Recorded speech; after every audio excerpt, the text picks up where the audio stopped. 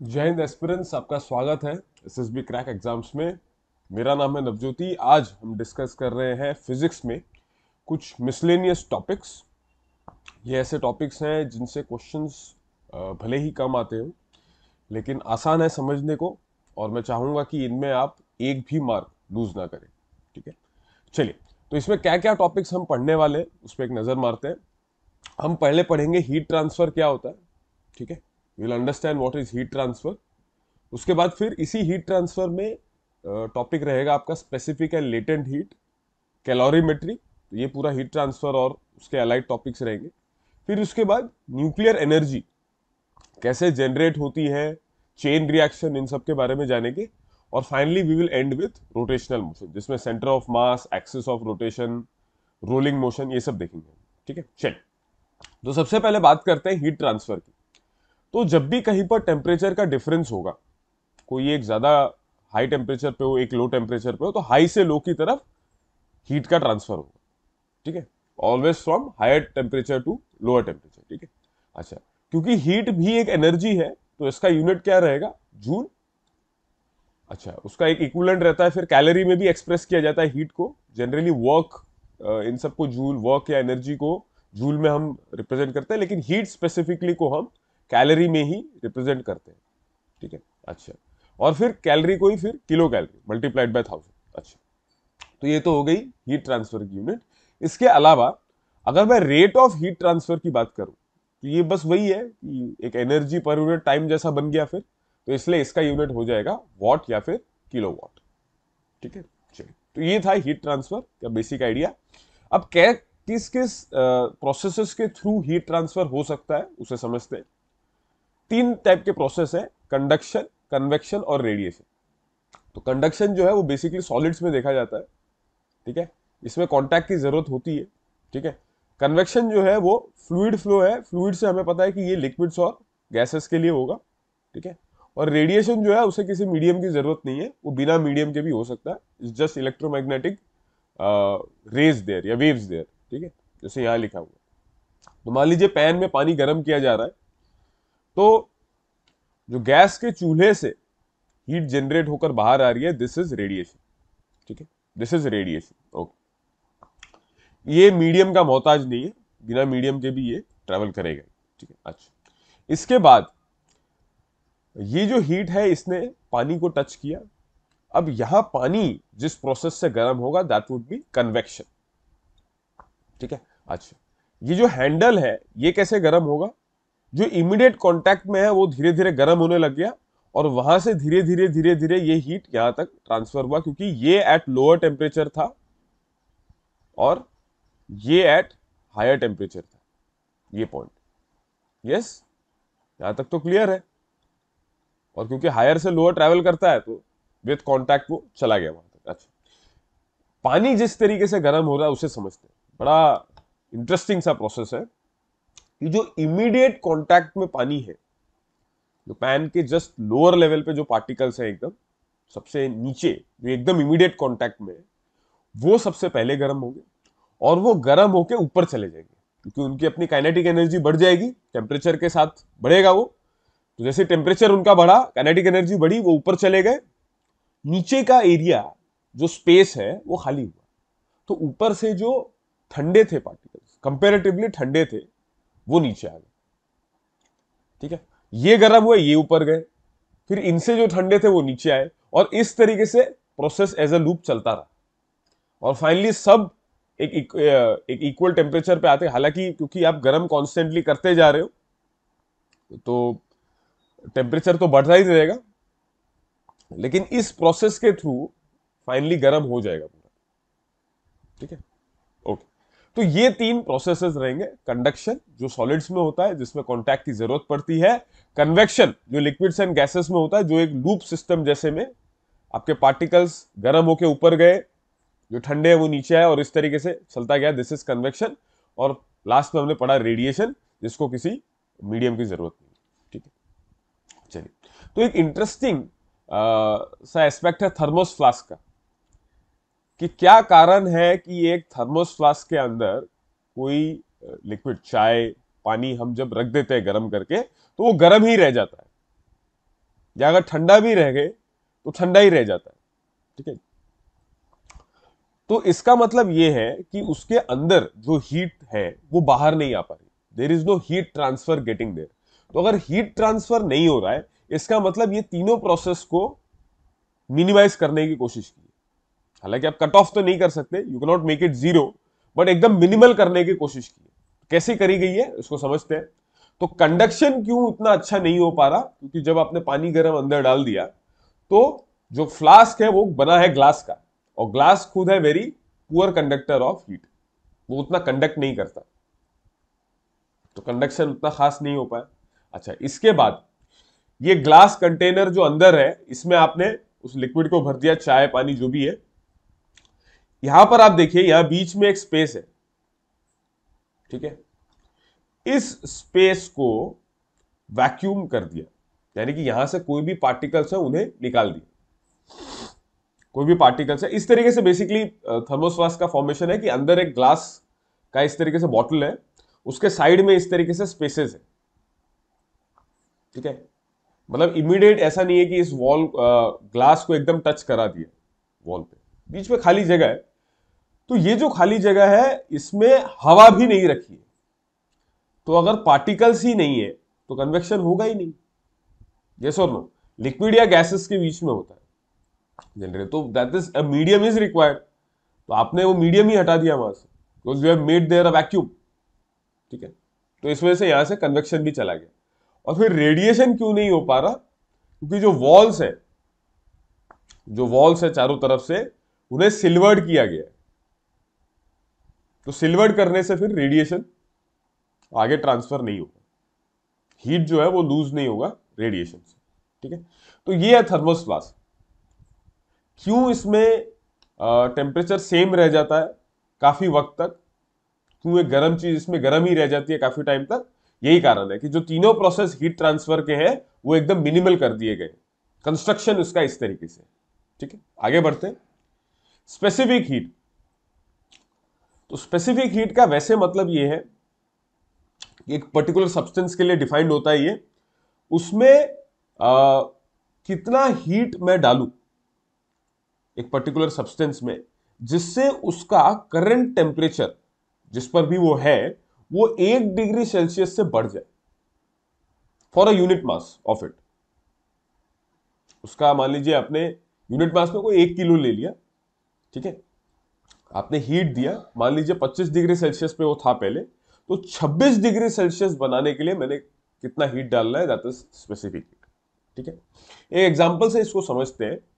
पानी जो होता है हमारे पास, उसका स्पेसिफिक हीट बहुत ज्यादा होता है, यानी कि उसके अंदर 1 डिग्री सेल्सियस टेम्परेचर बढ़ाने के लिए मुझे बहुत हीट डालना पड़ेगा। और यही कारण है क्यों एक आयरन स्मिथ, जो लोहे का काम किया जाता है, जब लोहा मेल्ट होता है और उसके बाद उसको पानी में क्यों डालते हैं, तो वो जो पानी में डालने से क्या हो रहा है कि इवन इफ मैं बगल में हाथ भी मेरा टच हो वहां पर, तो भी पानी के अंदर गर्मी इतनी नहीं है कि उसने उसका टेम्परेचर बहुत बढ़ा दिया, हीट इतना नहीं है कि उसका टेम्परेचर बहुत बढ़ जाएगा। तो मैं आराम से पानी के अंदर भले हाथ रखूं या पानी मेरे ऊपर छींटे भी पड़े, तो मुझे बहुत ज्यादा वो हीट से कुछ प्रॉब्लम नहीं होगी, बिकॉज वो हीट उतनी होगी ही नहीं, वो एब्जॉर्ब कर लेगा एक तरीके से, आप मानिए वाटर उसे एब्जॉर्ब कर लेगा। तो मैथमेटिकली ये डिफाइंड कैसे है कि the specific heat C is equal to heat energy divided by mass multiplied by change in temperature, delta T से उसको रिप्रेजेंट कर दिया गया, ठीक है। जब यूनिट रहता है मास और यूनिट रहता है टेम्परेचर चेंज, तो specific heat is equal to the heat transfer to raise that yes, the amount of heat required, that is equal to the heat, yes। तो ये रहेगा आपका स्पेसिफिक हीट, हर एक सब्सटेंस के लिए अलग अलग रहता है, ठीक है। इसके बाद एक और कैटेगरी है हीट की, that is latent heat. Latent heat का मतलब ये स्टेट चेंज के बारे में तो आप जानते ही हैं। जैसे सॉलिड को अगर गर्म किया जाए, इवेंचुअली वो लिक्विड बने, लिक्विड गर्म करते रहे तो गैस में कन्वर्ट हो। पानी का ही एग्जांपल लेते हैं, बर्फ से लिक्विड पानी में बनता है और फिर वेपर बनता है, ठीक है, ओके। तो एट द इंस्टेंट जहां पर स्टेट चेंज हो रहा है, ठीक है, जैसे आपने बर्फ लिया, गर्म करना स्टार्ट किया, वो पानी में कन्वर्ट हुआ धीरे धीरे, तो एट द पॉइंट जहां पर पानी में वो कन्वर्ट होगा वहां पर टेम्परेचर कांस्टेंट होगा। उससे पहले तो ठीक है, सब्सटेंस का टेम्परेचर बढ़ रहा है, लेकिन at the instant of state change, at the instant वहां टेम्परेचर चेंज नहीं है। तो ये वो हीट एनर्जी एब्जॉर्ब या रिलीज्ड है at constant temperature per unit mass for change of state. तो चेंज ऑफ स्टेट इन्वॉल्व रहता है लेटेंट हीट में, क्योंकि ये जो हीट होती है, लेटेंट का मतलब होता है हिडन, ये जो हीट होती है वो एक तरह से हाइड कर जाती है सब्सटेंस के अंदर, ठीक है।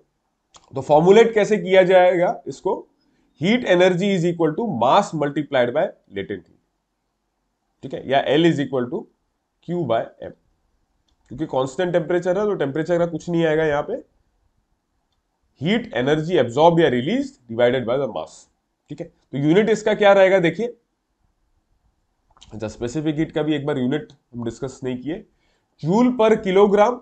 जैसे यहां देख लीजिए, हीट के लिए आ जाएगा जूल, मास के लिए पर केजी, और टेम्परेचर चेंज को पर डिग्री सेल्सियस ये लिखा जा सकता है। इवन इसको ऐसे भी लिखा जा सकता है, इवन आप since this is heat you can also write as calorie. अच्छा, मास के लिए आप ग्राम भी यूज कर सकते हैं, और पर डिग्री सेल्सियस पे आप केल्विन भी यूज कर सकते हैं, पर डिग्री सेल्सियस भी यूज कर सकते हैं, ठीक है, इस तरीके से, ठीक है। लेटेंट हीट के लिए फिर क्या रह जाएगा, जूल पर केजी या कैलोरी पर ग्राम, इनमें से कोई भी एक आप यूज कर सकते हैं, ठीक है। चलिए ओके, तो ये था स्पेसिफिक हीट और लेटेंट हीट। इसके बाद समझते हैं कैलोरीमेट्री क्या है। तो एक ब्रांच है जिसके थ्रू जो इन्वॉल्व करता है कि आप हीट ट्रांसफर मेजर करो, एक पर्टिकुलर सिनेरियो में, एक सिचुएशन में कहाँ कितना हीट ट्रांसफर हो रहा है उसका मेजरमेंट कैलोरीमेट्री है, ठीक है। तो कैलोरी या किलो कैलोरी में मेजर किया जाता है, और मेन किस प्रिंसिपल पर बेस्ड है ये इंपॉर्टेंट है कि अगर हॉट और कोल्ड बॉडी मिक्स हो तो हॉट से कोल्ड बॉडी के लिए हीट ट्रांसफर होगा, hot body will release energy, heat या release heat, and cold body will gain heat, ठीक है। और ये जो हीट लॉस्ट है ये हीट गेन के बराबर है बाय कंजर्वेशन ऑफ एनर्जी। उस प्रिंसिपल पर जितना लूज होगा उतना ही गेन भी होगा। इसी कैलोरीमेट्री के थ्रू स्पेसिफिक हीट्स भी निकाले जाते हैं सब्सटेंसेस, ठीक है। ओके, चलिए, तो अगर दो सब्सटेंस है of mass m1 and m2 और उन दोनों का स्पेसिफिक हीट है C1 और C2, और T1 T2 टेम्परेचर पर रखे हैं, जहां पर T1 टेम्परेचर जो है वो बड़ा है T2 से, तो अगर दोनों को मिक्स कर दें और T1 बड़ा है, ये थोड़ा छोटा है, तो एक काम करते हैं हम, T1 को थोड़ा बड़ा लिख देता हूं, ठीक है। तो अगर ये टेम्परेचर ज्यादा है इसका मतलब ये हॉटर है, एंड दिस इज कोल्ड, तो हॉट से कोल्ड की तरफ जाएगा, इसका मतलब बीच में कहीं पर ये एक टेम्परेचर आ जाएगा, ठीक है। कोल्ड जो है वो गेन करेगा, तो T2 से अपना टेम्परेचर बढ़ा लेगा वो, और T1 जो है वो हीट रिलीज करेगा, it will lose heat, it will lose energy, तो इसका टेम्परेचर ड्रॉप होगा, और बीच में कोई एक मिडिल टेम्परेचर आ जाएगा टी मिक्स जिसको बोल रहे हैं। तो ये जो टी मिक्स है it will be less than T1, और टी मिक्स जो है वो और एक बेहतर तरीके से लिख सकते हैं,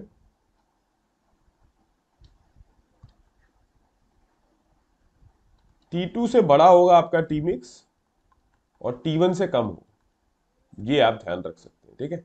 अच्छा, तो ये जो टी मिक्स है ये कितना होगा देखिए, ऊपर आपने एनर्जीज निकाल दी, M1C1 T1, M2C2 T2, individual उनके एनर्जीज यूजिंग स्पेसिफिक हीट, ठीक है, divided by M1C1 plus M2C2, इस तरीके से आपका टी मिक्स आ जाए, ठीक है। चलिए, तो ये फॉर्मूला भी कैलोरीमेट्री से ही आया है, ठीक है। चलिए, तो इसको यूज करते हुए ऐसे मिडिल टेम्परेचर निकाल सकते हैं। चलिए, अब बात करते हैं हम, यहां तक heat transfer, latent heat, specific heat, calorimetry हमने देख लिया। अब समझते हैं न्यूक्लियर एनर्जी। सो न्यूक्लियस, एटम के अंदर वो पोर्शन जो बहुत छोटा होता है उसकी वॉल्यूम का, ऐसा कहा जाता है कि अगर क्रिकेट पिच आपका एटम है, क्रिकेट का पिच 22 यार्ड का अगर एटम है, तो उसके बीच में अगर आप एक पिन अगर उसमें आप इंसर्ट करो, तो ये पिन है न्यूक्लियस का साइज। तो इतना छोटा हो जाता है वॉल्यूम के कंपैरिजन में, ठीक है। तो इसके अंदर आपके प्रोटॉन्स और न्यूट्रॉन्स रहते हैं, और ये इतना कंसंट्रेटेड है कि इसके थ्रू जो एनर्जी रिलीज होती है बहुत ज्यादा होती है compare to any chemical reaction, ठीक है।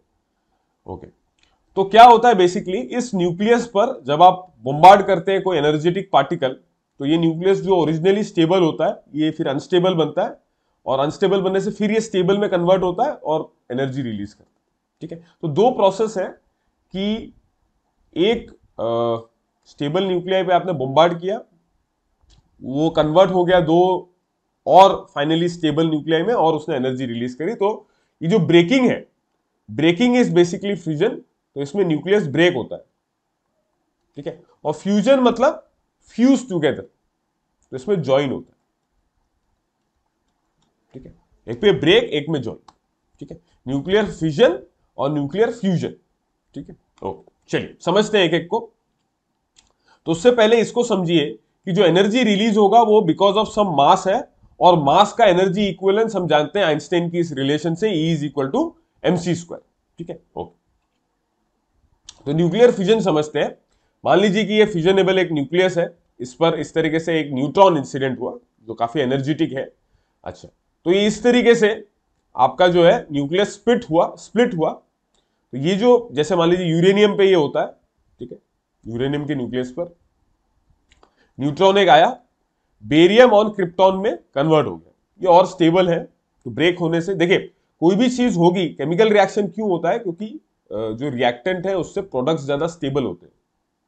तो everyone wants to get into stability, stable होना चाहते हैं सब, मिनिमम एनर्जी पे आना चाहते हैं कि खुद का एनर्जी सबसे कम खर्च हो और वो बन पाए। तो उसके लिए वो क्या करेंगे, कुछ भी करेंगे, मतलब वो जो भी प्रोसेस हो रहा है उसमें अप्रोच यही है कि आप स्टेबिलिटी की तरफ जा रहे हैं, ठीक। तो न्यूट्रॉन ऐसे यूरेनियम पे आया, बेरियम और क्रिप्टॉन बना, और 3 extra neutron with some energy वो रिलीज किया। अब इनिशियल जो रिएक्शन है उसको देखिए कि इंसिडेंट एक न्यूट्रॉन आया, न्यूक्लियस पे टकराया। अब यही 3 न्यूट्रॉन जो फिर निकले, ये फिर उसी न्यूक्लियस पे टकरा सकते हैं। तो ऐसे आप देखिए, फिर हर एक में अलग फिर 3 निकलेंगे, फिर इस तरीके से आपका न्यूक्लियर फ्यूजन में एक चेन रिएक्शन शुरू हो जाएगा, ठीक है। तो 3 टाइम्स 3 और न्यूट्रॉन्स बनाएगा और प्लस एनर्जी रिलीज होगा, ठीक है। ओके, चलिए, सो इसमें चेन रिएक्शन है कि as a product and further take part in the nuclear fusion reaction, then a chain of fusion reaction starts taking place, ठीक है।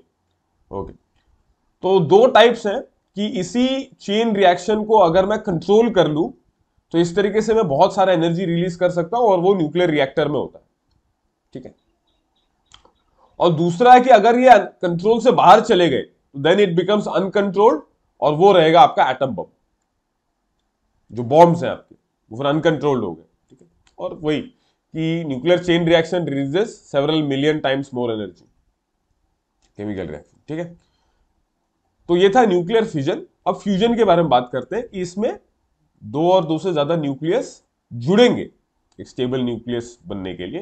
तो इस तरीके से ये देखिए, हाइड्रोजन का न्यूक्लियस इस तरीके से एडअप हुआ, हीलियम का न्यूक्लियस बनाया इसने, ठीक है। और प्लस एक न्यूट्रॉन भी रिलीज हुआ, एक हाइड्रोजन का इससे आइसोटोपिक निकला, और plus 21.6 mega electron volt energy release हुई। तो ये जो है मेगा इलेक्ट्रॉन वोल्ट, ये भी एक एनर्जी का ही यूनिट है। तो मैं आपको समझाता हूं। मेगा तो वो तो आप जब 10 लाख से मल्टीप्लाई करते हो, जैसे 10⁶ से मल्टीप्लाई करते हो, तो वो मिलता है। इलेक्ट्रॉन वोल्ट समझते हैं। हमें ये पता है कि वोल्टेज जो होता है that is voltage is work done by the charge, ठीक है, इन अ पर्टिकुलर चार्ज मूविंग, और उसमें कितना वर्क डन लग रहा है, ठीक है। इस वर्क डन को मैं इक्विवेलेंट मान सकता हूं एनर्जी के जो यूज होगा डिवाइडेड बाय चार्ज। अगर इलेक्ट्रॉन की बात करी जाए तो वोल्टेज मल्टीप्लाइड बाय उसका अपना चार्ज कितना होता है एक इलेक्ट्रॉन का, ई। तो ये जो ई इंटू वी है, एक इलेक्ट्रॉन का चार्ज और 1 वोल्ट का पोटेंशियल डिफरेंस, तो उससे जो वर्क डन हुआ, जो एनर्जी नहीं हुई, जो वहां पर एनर्जी का टर्म आया, this is what is electron volt. ठीक है, तो जब न्यूक्लियर एनर्जी की बात करते हैं तो उसे हम इलेक्ट्रॉन वोल्ट में मेजर करते हैं, और क्योंकि ये फिर ज्यादा है तो फिर mega electron volt unit use होता है। ठीक है, तो ये यूनिट ध्यान रखना है आपको फॉर न्यूक्लियर एनर्जी। तो जो हाइड्रोजन बॉम्ब होता है वो न्यूक्लियर फ्यूजन में भी it's based on nuclear fusion. तो हमने देखा था एटम बम जो है वो फ्यूजन पर बेस्ड है, कि टूट टूट कर चेन रिएक्शन हो रहा है, और हाइड्रोजन बॉम्ब में वो जुड़ता जा रहा है। ठीक है, तो 100% है कि प्रोडक्ट में कुछ ऐसा होगा जो फिर से रिएक्शन शुरू कर they again with the reactor. ठीक है, अच्छा, और सन की जो एनर्जी है वो ऐसे ही है, सोर्स यही है कि वहां न्यूक्लियर फ्यूजन होता है, हीलियम का न्यूक्लियस बनता रहेगा। ठीक है, फ्यूजन हो। तो ये था इन न्यूक्लियर एनर्जी। इसमें हमने समझा कि दो प्रोसेस है, फ्यूजन और फ्यूजन, और फिर चेन रिएक्शन के बारे में भी हमने देखा। चलिए अब बात करते हैं रोटेशनल मोशन की, कि बॉडी कोई रोटेट कर रही है तो उसमें किस तरीके का मोशन रहता है। तो उसको स्टडी करने के लिए सबसे पहले जो इंपॉर्टेंट कॉन्सेप्ट आपको ध्यान रखना है, दैट इज सेंटर ऑफ मास। तो इसको ऐसा मान सकते हैं कि वो पॉइंट एक पर्टिकुलर बॉडी का जहां पे पूरा मास आप कॉन्सेंट्रेट करके मान सकते हो, या इस तरीके से जैसे एक उंगली पे बैलेंस करके देखा गया, तो इस पॉइंट को माना जा सकता है कि this could be somewhere where centre of mass of that object is based. तो ये क्यों कॉन्सेप्ट आया, तो इसका फायदा क्या है कि बहुत सारे फोर्सेस अगर एक्ट कर रहे हैं बॉडी पे अलग अलग जगहों पे, तो मैं मान के सकता हूं कि सारे फोर्सेस का इक्विवेलेंट इस पॉइंट पे एक्ट कर रहा है। ठीक है, तो ये पार्टिकल इक्विवेलेंट है, ताकि हम उस पर फिर न्यूटन्स लॉज ऑफ मोशन लगा पाए। ठीक है, पूरे बॉडी को फिर मैं एक उसका पार्टिकल मान सकता हूं। बॉडी में अलग अलग, जैसे मैंने बताया, अलग अलग जगह फोर्स लग रहे हैं, लेकिन इस पॉइंट पर मैं मान सकता हूं कि इस पॉइंट पे ही सारे फोर्स लग रहे हैं, और सारे फोर्सेस का मैं रिजल्टेंट ले लूंगा। ठीक है, ओके, चलो, तो ये है सेंटर ऑफ मास। यहां इस केस में जो उंगली पे बैलेंस किया, this is actually centre of gravity, because यहां वेट को आप बैलेंस कर रहे हो, you are not balancing mass है। ठीक है, लेकिन समझने के लिए आप इस तरीके से इक्विवेलेंस समझ सकते हैं इस तरीके से। ओके, अच्छा, इसके बारे में जानते हैं कि क्या प्रॉपर्टीज रहती है इसके सेंटर ऑफ मास की। तो शेप, साइज और मास के डिस्ट्रीब्यूशन पर डिपेंड करता है, किस तरह का शेप है, साइज कैसा है, और मास किस तरीके से डिस्ट्रीब्यूटेड है। मतलब अगर एक साइड पार्ट में ज्यादा मास है और एक पर्टिकुलर पार्ट में बॉडी के मास कम है, तो सेंटर ऑफ मास आपका उस साइड होगा जहां मास ज्यादा है। ठीक है, कि वहीं से आपको पूरे को बैलेंस आउट करना है, आप विजुअलाइज बस बैलेंसिंग पे करिए। ठीक है, अच्छा, जरूरी नहीं है कि सेंटर ऑफ मास ऑब्जेक्ट के अंदर ही हो। जैसे मान लेते हैं एक रिंग के बारे में,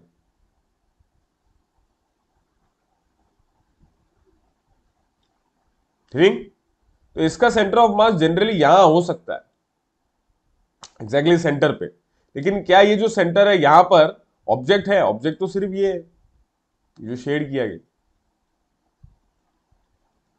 अगर रिंग का यूनिफॉर्म मास है, डिस्ट्रीब्यूशन यूनिफॉर्म है, तो एग्जैक्टली सेंटर पे होगा। जैसे यहां देखिए ना, इन symmetrical bodies having homogeneous distribution of mass, centre of mass coincide with the geometrical centre. Exactly इसका ज्योमेट्रिकल सेंटर लगभग यही होगा, यूनिफॉर्म मास डिस्ट्रीब्यूशन है तो। लेकिन ये जो आपने सेंटर ऑफ मास देखा, ये उस रिंग में थोड़ी लाई कर रहा है, तो बाहर है।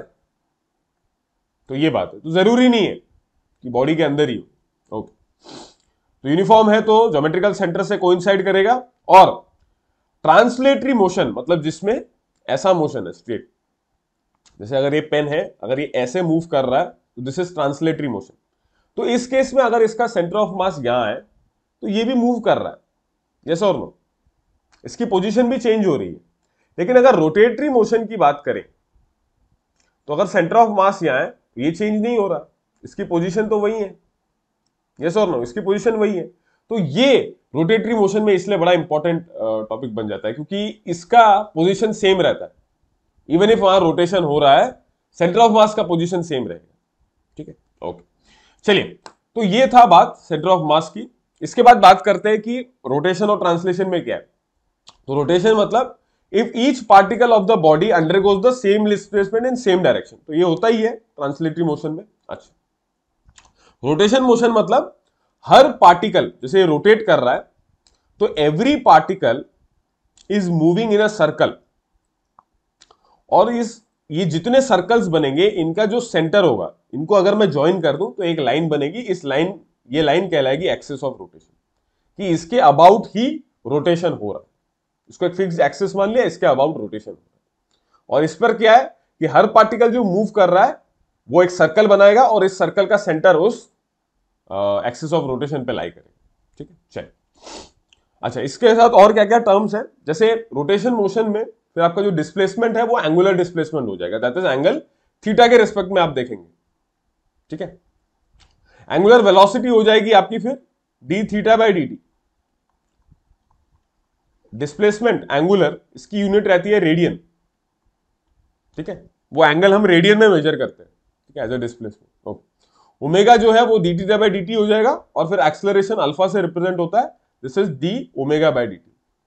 तो यूनिट क्या हो जाएगा इसका, रेडियन पर सेकेंड, और इसका हो जाएगा रेडियन पर सेकेंड स्क्वायर। ठीक है, तो जैसे लीनियर मोशन में हमने पढ़ा था, मोशन लॉज ऑफ मोशन में हमने देखा था वेलोसिटी, स्पीड, एक्सेलरेशन, तो यूनिट्स वैसी ही हैं, बस पैरामीटर्स यहां थोड़े अलग हो गए। डिस्प्लेसमेंट की जगह एंगुलर डिस्प्लेसमेंट हो गया, वेलोसिटी एंगुलर वेलोसिटी हो गया, और एक्सेलरेशन एंगुलर एक्सेलरेशन हो गया। चलिए आगे बढ़ते हैं। हाँ, मास इक्विवेलेंट जो रहेगा that would B moment of inertia. तो मोशन स्टडी करने के लिए जो हम रोटेशन मोशन जो हम स्टडी करेंगे उसमें मास की जगह आ जाएगा मोमेंट ऑफ इनर्शिया। ठीक है, और ये होता है tendency to resist rotational motion. Rotational motion में एक बड़ा इंपॉर्टेंट पैरामीटर आता है, दैट इज कि रोटेशन एक्सिस ऑफ रोटेशन से कितनी दूर हो रहा है, या पार्टिकल कितनी दूर है एक्सिस ऑफ रोटेशन से। So that is represented by this Rs. तो अगर सारे पार्टिकल्स के masses multiplied by their distances square from the axis of rotation, इसका प्रोडक्ट कर करके अगर मैं सम कर दूं तो this will give me moment of inertia of the body. और इसको इक्विवेलेंटली ऐसे लिखा जा सकता है, total mass multiplied by distance. इस आर को फिर ये आर कहलाएगा रेडियस ऑफ गायरेशन। और ये बेसिकली क्या है, सारे डिस्टेंसेस का स्क्वायर का सम का एवरेज का स्क्वायर, उस तरीके से कुछ वैसा कुछ बन जाता है। ठीक है, आप याद करने का पार्ट आपके लिए कितना है, एक तो ये कि मोमेंट ऑफ इनर्शिया ये मास इक्विवेलेंट है रोटेशन उसमें, क्योंकि रोटेशन में कितना पार्टिकल दूर है एक्सिस ऑफ रोटेशन से वो बड़ा महत्व रखता है कोई भी चीज के कैलकुलेशन में। तो यहां पर भी मोमेंट ऑफ इनर्शिया में वो आर आएगा, and that would be M R square. ठीक है, total mass multiplied by R square. ठीक है, यूनिट क्या हो जाएगी, केजी इंटू मीटर स्क्वायर। चलिए, एक थ्योरम है पैरेलल एक्सिस थ्योरम। तो इसका कहां काम आता है इस एक्सिस को, हाँ, तो इसका काम कहां है वो देखिए कि अगर सेंटर ऑफ मास से जो मोमेंट ऑफ इनर्शिया क्रिएट हुआ दैट, उसको मैं आईसीएम लिखूं, और उसके बगल में कोई एक दूसरे एक्सिस के अबाउट में मोमेंट ऑफ इनर्शिया निकाल रहा हूं कि अगर यहां से रोटेशन स्टार्ट हो तो मोमेंट ऑफ इनर्शिया बॉडी का क्या होगा। तो आईसीएम से जो बनेगा वो plus mass of the body जो कि एम है, इनटू इन दोनों के बीच का डिस्टेंस, इन दोनों एक्सिस के बीच का डिस्टेंस का स्क्वायर। तो ये आपको moment of inertia about this new axis दे देगा जो हमने अभी नया बनाया, सेंटर ऑफ मास वाला moment of inertia plus mass of the body multiplied by distance between them का स्क्वायर। तो ये पैरेलल एक्सिस में इसका काम आता है जब हम मोमेंट ऑफ इनर्शिया निकालेंगे of any other axis than the centre of mass. ठीक है, चलिए, तो कुछ बॉडीज के लिए देख लेते हैं। जैसे रिंग के लिए जो फॉर्मूला रहता है, अगर परपेंडिकुलर टू द प्लेन है तो that is M R square. ये सारे आपको याद रखने हैं। अगर डायमीटर के अबाउट है तो आधा हो जाएगा। ठीक है, सिमिलरली अगर एक रॉड एल लेंथ की बात करें तो that is M L square by 12। अच्छा, इसमें इंपॉर्टेंट आपका रिंग और डिस्क रहेगा। ठीक है, मोस्ट इंपॉर्टेंट ये रहेंगे। ठीक है, हालांकि याद आप सारे ही कर लेना। ओके, तो डिस्क के लिए एम आर स्क्वायर बाय 2 रहेगा। ठीक है, about an axis perpendicular. Ring के लिए एम आर स्क्वायर था, इसके लिए एम आर स्क्वायर बाय 2। और सर्कुलर डिस्क रेडियस आर अगर डायमीटर के अबाउट है तो उसका और आधा हो जाएगा। तो इसमें एक चीज याद रखिए, रिंग और इसमें जब डायमीटर के अबाउट करेंगे तो दोनों में ही मोमेंट ऑफ इनर्शिया आधा हो जाएंगे फॉर द परपेंडिकुलर पार्ट, उसके आधे हो जाएंगे। हॉलो सिलेंडर के लिए एम आर स्क्वायर, अंदर अगर खाली है तो, और अंदर अगर भरा हुआ है सॉलिड है तो एक्सिस के अबाउट mr²/2 हो जाएगा, आधा हो जाएगा मोमेंट ऑफ इनर्शिया। और सॉलिड स्फीयर के लिए होता है 2/5 mr² अबाउट डायमीटर। तो मतलब किसी भी डायरेक्शन में आप लीजिए, दैट वुड बी 2/5 mr², जो भी सेंटर से उसके पास हो रहा है स्फीयर। ओके, तो ये सारी बातें आपको याद रखनी है। ये सारे बॉडीज के लिए, रिंग, डिस्क, सिलेंडर, स्फीयर, इनके लिए याद रखना है। ठीक है, चलिए हम कंपेयर कर लेते हैं कि लीनियर और रोटेशनल में क्या सिमिलरिटी है। तो अगर लीनियर आपको अच्छी तरह से ध्यान है तो रोटेशनल में फॉर्मूला बनाने में कोई ज्यादा दिक्कत आएगी ही नहीं। डिस्प्लेसमेंट एक्स हो जाएगा थीटा, ये मैंने बताया था आपको। वेलोसिटी हो जाएगा D theta by D T. Acceleration हो जाएगा D omega by D T. ठीक है, मास रिप्लेस हो जाएगा मोमेंट ऑफ इनर्शिया से, फोर्स रिप्लेस हो जाएगा टॉर्क से। ये भी हम देखेंगे। सेकेंड लॉ ऑफ न्यूटन से मास इंटू एक्सेलरेशन आया, यहां मास की जगह आ जाएगा मोमेंट ऑफ इनर्शिया और एक्सेलरेशन की जगह आएगा angular acceleration alpha. Work F D S, यहां हो जाएगा फोर्स की जगह torque, torque multiply by D S की जगह डी थीटा। अच्छा, kinetic energy half M V square, यहां हाफ आई ओमेगा स्क्वायर हो जाएगा। Power force into velocity, torque force की जगह टॉर्क, वेलोसिटी की जगह angular velocity. Linear momentum P is equal to mass into velocity I into omega. ये सारे अभी हम देखेंगे। दो एक चीजें और देखनी है हमको, टॉर्क और एंगुलर मोमेंटम। ठीक है, नए टॉपिक है। तो टॉर्क मतलब क्या कि फोर्स की क्या टेंडेंसी है एक बॉडी को रोटेट करने की। तो मैंने आपको बताया था कि एक्सिस ऑफ रोटेशन से, अगर यहां से एक बच्चा इस तरीके से इस स्विंग को इस तरीके से घुमा रहा है, तो ये आपका एक्सिस ऑफ रोटेशन रहेगा। तो बड़ा इंपॉर्टेंट है कि एक्सिस ऑफ रोटेशन से कितनी दूर पे फोर्स लग रहा है। ठीक है, पूरी बॉडी पे तो घुमाने की कोशिश आप पूरी बॉडी को कर रहे हो, लेकिन फोर्स का एक्शन सिर्फ यहां हो रहा है। और ये जो आर है, इसकी अपनी एक डायरेक्शन है। ठीक है, इसको भी वेक्टर मानते हैं हम। और फोर्स की भी अपनी एक डायरेक्शन है। और ये दोनों अगर परपेंडिकुलर होते हैं तो सेम फोर्स के लिए मैक्सिमम टॉर्क आप निकाल सकते हैं। क्यों? क्योंकि क्रॉस प्रोडक्ट है। क्रॉस प्रोडक्ट में इसका मतलब साइन थीटा मैक्सिमम अगर मुझे चाहिए, क्योंकि this is equal to what, R F sine theta, है ना, और इंटू एन कैप, यानी कि normal to the plane containing R N F, वो तो डायरेक्शन है। मैग्नीट्यूड क्या रहेगा, R into F sine theta. तो साइन थीटा जो है ये मैक्सिमम कब होगा, अगर आर और एफ सेम है तो, जब थीटा इक्वल टू 90 डिग्री। तो परपेंडिकुलर जब भी होगा तब मैक्सिमम टॉर्क आप लगा सकते हैं। ठीक है, ओके, तो ये है टॉर्क के बारे में। ओके, आगे बढ़ते हैं। एंगुलर मोमेंटम और उसका कंजर्वेशन। तो लीनियर मोमेंटम कंजर्वेशन तो हमने देखा था, मास इनटू वेलोसिटी, वो कंजर्व रह जाती है कोई, जब तक बाहर से कोई फोर्स नहीं लग रहा। तो रोटेशन में भी जब बाहर से कोई टॉर्क नहीं लग रहा तो एंगुलर मोमेंटम कंजर्व रहेगा। और ये इस एग्जांपल से आप समझ सकते हैं कि इस तरीके से एक बॉय है, वो बैठ गया एक उसमें और वो घूम रहा है बेसिकली। ठीक है, वो रोटेट हो सकता है। तो जब वो अपने आर्म्स खोल देता है तो वो बेसिकली क्या कर रहा है, अपने एक्सिस ऑफ रोटेशन से ये जो आर है उसको बढ़ा रहा है। तो जैसे ही आर बढ़ा, तो आर बढ़ने से आई, आपको पता है I is equal to M R square. तो अगर आर बढ़ा तो आई भी बढ़ा। ठीक है, तो जब आई बढ़ेगा तो omega has to balance it, तो ओमेगा हैज टू रिड्यूस, क्योंकि प्रोडक्ट को कांस्टेंट रखना है। और यही फिर I final multiplied by omega final हो जाएगा। आई फाइनल मतलब मोमेंट ऑफ इनर्शिया फाइनल। तो फाइनल के केस में क्या हो रहा है कि आर कम हो गया, तो I has reduced. 100% since this is conserved, omega will increase. इसका मतलब जब वो हाथ अंदर करेगा तो वो ज्यादा स्पीड से घूमेगा, और जब वो हाथ बाहर खोल देगा तो वो अपनी स्पीड को कम कर सकता है। मतलब उसने एक बार घुमाया अपने आप को और उसने छोड़ दिया, जस्ट हाथ अंदर करने से उसकी स्पीड बढ़ जाएगी और जस्ट हाथ बाहर करने से उसकी स्पीड कम हो जाएगी। ठीक है, तो ये है कंजर्वेशन ऑफ एंगुलर मोमेंटम। ठीक है, कि एक केस में आई बढ़ रहा है जब आप हाथ खोल रहे हैं तो ओमेगा इज रिड्यूसिंग, जब हाथ अंदर की तरफ कर रहे हैं तब I is reducing, omega is increasing. Initially the product has to be kept constant.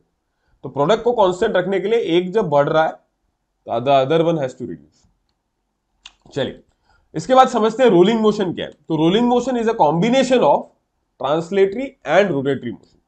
तो एक पर्टिकुलर पॉइंट पे अगर रोलिंग मोशन हो रहा है, इस तरीके से घूम रहा है, आगे भी बढ़ रहा है और रोटेट भी हो रहा है, तो एक पर्टिकुलर पार्टिकल के लिए देखते हैं, इसका ट्रांसलेटरी जो वेलोसिटी होगी उसकी डायरेक्शन होगी ये वी टी, ठीक है। और जो रोटेटरी होगी वो इस सर्कल पे है बिकॉज इट्स तो टेंजेंशियल पे होगी ये। तो इनका जो इक्वल व्हाट इक्वल रिजल्टेंट आएगा ये होगा वेलोसिटी ऑफ रोलिंग, ठीक है।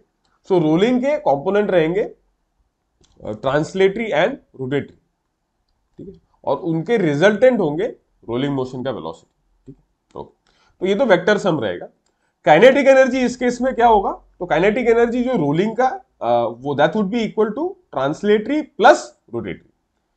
तो rotatory would be half I omega square, वही हाफ एम वी स्क्वायर आपको याद ही है, मास की जगह रोटेटरी में आ जाता है मोमेंट ऑफ इनर्शिया, वी की जगह आ जाएगा एंगुलर वेलोसिटी, तो ओमेगा स्क्वायर।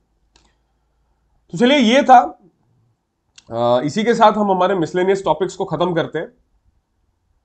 मुझे आशा है कि आपका एक क्विक फॉर्म में रिवीजन हुआ होगा of all the other topics than the core ones. तो चलिए इसी के साथ और वीडियोस में भी मिलते हैं। Thank you so much for watching and जय हिंद। अगर आप एक डिफेंस एस्पिरेंट हैं और SSB interview, NDA, CDS, AFCAT जैसे एग्जाम्स के लिए प्रिपेयर कर रहे हैं तो आप एसएसबी क्रैक एग्जाम्स के कोर्स को चेक करना ना भूलें। आप हमारी लर्निंग एप्लीकेशन को गूगल प्ले स्टोर से भी डाउनलोड कर सकते हैं।